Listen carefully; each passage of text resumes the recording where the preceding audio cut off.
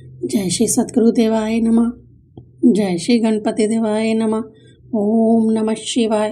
रुद्र संहिता युद्ध खंड 52वां अध्याय। सनत कुमार जी बोले, एक समय भाग्य दोष से घमंडी बाणासुर ने जब तांडव नृत्य कर शिव जी को प्रसन्न किया तो वह पार्वती सहित शिव जी को प्रसन्न हुआ।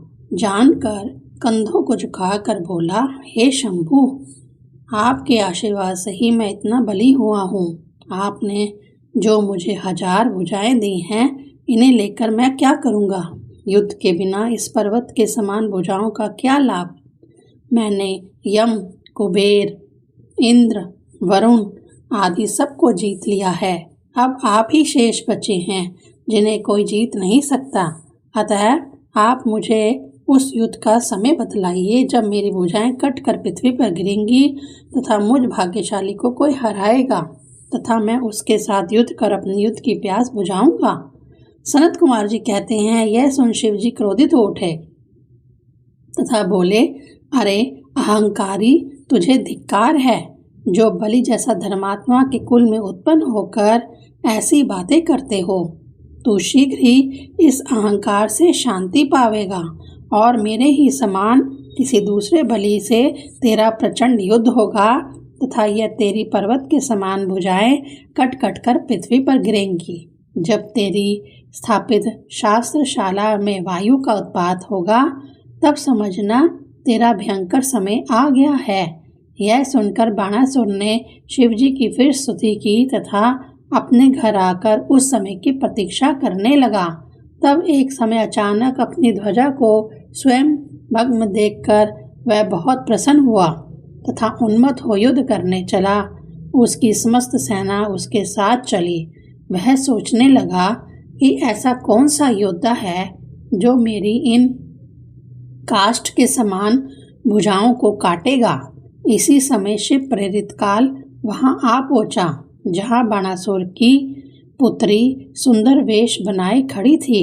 बैसाख का महीना था जब वह रात्रि में विष्णु की पूजा कर स्त्री भाव में प्राप्त गुप्त अंतःपुरम में सो रही थी।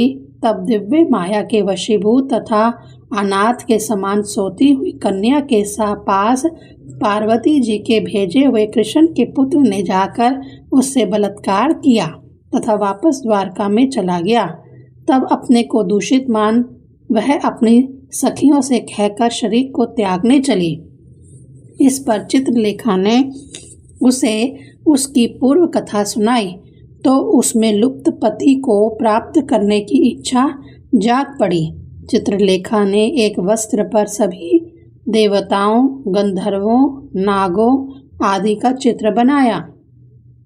मनुष्यों में उत्तम अनेक दुदुम्बी, राम, अनिरुद्ध तथा कृष्ण का चित्र बनाया। तब अनिरुद्ध के चित्र को देखकर उषा लज्जित हो नीचे मुख कर प्रसन्न हो गई तथा चित्रलेखा को बताया कि इसी पुरुष ने मेरा मन चुराया है। इस पर चित्रलेखा ने कृष्ण के कुल आदि का वृत्तांत सुनाया, जिसे सुनकर बाणासुर की पुत्री मुग्ध हो गई तथा उन्हें पाने की उत्कंठा करने लगी। ज्येष्ठ कृष्ण चतुर्दशी को वह द्वारका पहुंची। चित्रलेखा तामस योग से अंधकार कर उसकी शैया उठा सिर पर रख क्षण मात्र में ही शोणितपुर में आ गई। परंतु ज्यों ही उसने क्रीड़ा करना आरंभ किया त्यों ही उसकी जानकारी सबको हो गई। द्वापर स्थित द्वारपालों ने इसकी सूचना बाणासुर को दी। कन्या का दूषण सुन बाणासुर को बड़ा आश्चर्य हुआ। 53वां अध्याय। शरद कुमार जी बोले, तब क्रोधित बाणासुर ने वहां जाकर अनिरुद्ध को देखा जो शरीर से सुंदर एवं लीला युक्त अपनी पूर्व अवस्था में स्थित था।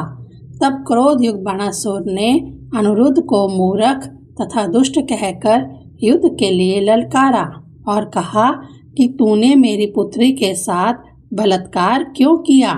उसने अपनी सेना को आज्ञा दी कि वह अनिरुद्ध को युद्ध में प्रहरस्त कर बांधकर उसके पास ले आवें।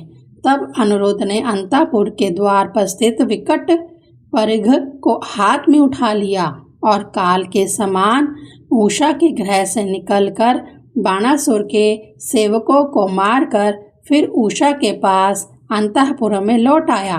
बाणासुर ने तब अपने मंत्री कूष्मांड को बुला अनिरुद्ध से युद्ध करने भेजा, परंतु अनिरुद्ध ने उन सब का भी संहार कर दिया। इस पर बाणासुर स्वयं युद्ध करने आया। उसने कभी कपट तथा कभी गुप्त युद्ध किया। इससे अनिरुद्ध आश्चर्य में पड़ गया। बाणासुर ने नागपाश में बांध उसे पिंजड़े में डाल दिया। उसने क्रुद्ध होकर उसका सिर काटने का आदेश दिया तथा कहा, क्योंकि इसने मेरे कुल को दूषित किया है, इसके बलात्कार का यही फल है। उसी समय आकाशवाणी हुई, हे बाणासुर, तुम शिव भक्त हो, तुम्हें इस प्रकार क्रोध नहीं करना चाहिए। शिवजी सबके ईश्वर हैं, उन्हीं के अधीन यह चर अचर जगत है। वही सबके अंतर्यामी, निर्विकार, अविनाशी, मायाधिपति और निर्गुण हैं। देर नहीं है, वह अभी शीघ्र ही तेरा नाश करेंगे। यह आकाशवाणी सुन बाणासुर ने अनिरुद्ध को नहीं मारा, पर उसको बंद कर दिया। स्वयं अंतःपुर में जाकर मद्यपान करने लगा। तब प्रिया के बिना अतृप्त विचारों वाले अनिरुद्ध ने दुर्गा से प्रार्थना की। उसकी स्तुति से प्रसन्न हो श्री काली ने प्रकट हो उसके पिंजड़े को तोड़ दिया। अनिरुद्ध शिव शक्ति से छूट बाणासुर की कन्या के पास गया। वहां पानीय पदार्थों को पान कर दुखी हुआ। फिर लाल लाल नेत्र कर बाणासुर की कन्या के साथ पहला सा व्यवहार किया। ओम नमः शिवाय।